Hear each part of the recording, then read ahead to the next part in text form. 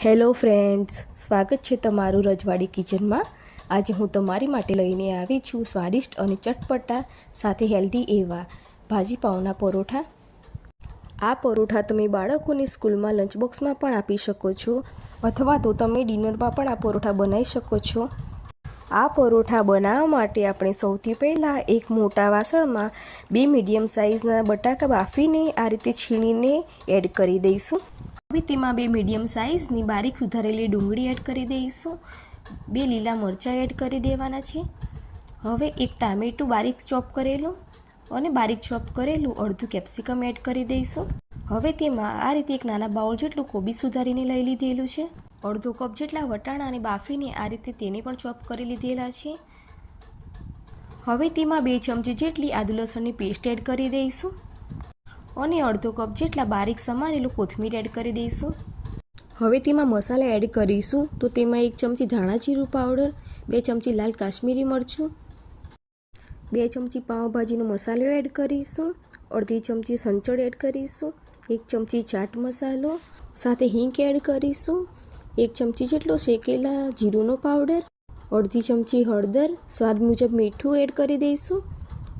તો હવે આ રીતે આપણે બધા મસાલા અને શાકભાજી સાથે આ રીતે બરાબર મિક્સ કરી દઈશું જેથી મસાલા શાકભાજી બંને એકસાથે ભળી જાય। હવે તેમાં 2 કપ જેટલો ઘઉંનો લોટ એડ કરી દઈશું। જો જરૂર પડશે તો ઉપરથી પણ એડ કરીશું। હવે તેમાં 3 ચમચી જેટલું આપણે મોણ માટે તેલ એડ કરી દઈશું। હવે આપણે લોટને શાકભાજી સાથે બરાબર આ રીતે મિક્સ કરી દેવાનું છે। તો આ રીતે આપણે ધીમે ધીમે બધા મસાલાને લોટ સાથે મિક્સ કરી દઈશું। આપણે જે બધા શાકભાજી ઉમેર્યા છે તેમાંથી પાણી છૂટવાનું છે, માટે અમે અહીંયા પાણીનો બિલકુલ ઉપયોગ કર્યો નથી। તમે જોઈ શકો છો કે આ રીતે ધીમે ધીમે કરીને આપણે લોટ મસળતા જઈશું। આથી શાકભાજીમાંથી જે પાણી છૂટે છે તેમાંથી જ આ રીતે લોટ બંધાઈ જશે। જો તમારે પાણીની જરૂર પડે તો તમે પાણી લઈ શકો છો અથવા તો લોટ પણ તમે ના એડ કરી શકો છો તેમાં।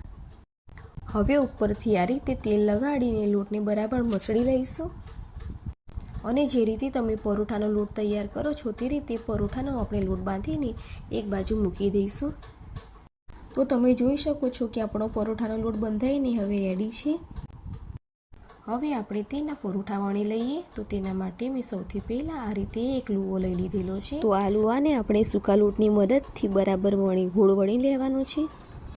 આ રીતે વણાઈ ગયા બાદ તમારે કોઈ પણ આકાર આપવો હોય તો તે આપી શકાય છે। મેં અહીંયા ટ્રાયેંગલ શેપના પરોઠા બનાવ્યા છે। જો તમારે પણ કોઈ પણ શેપના પરોઠા બનાવવા હોય તો તેવા બનાવી શકાય છે।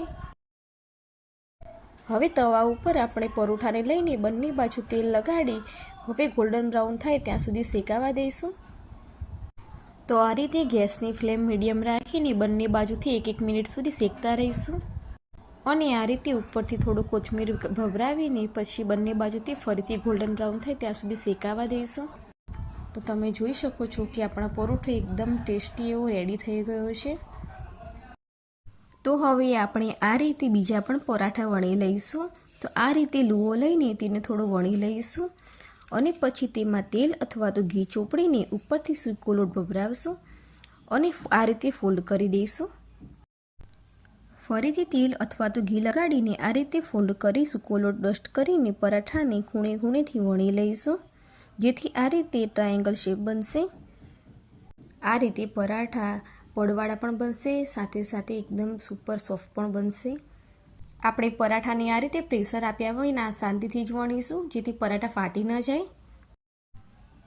તો તમે જોઈ શકો છો કે આપણો પરાઠો એકદમ વણીને રેડી થઈ ગયો છે। ઉપરથી આપણે આ રીતે કોથમીર ભભરાવીને ફરીથી તેને થોડું વણી લઈશું।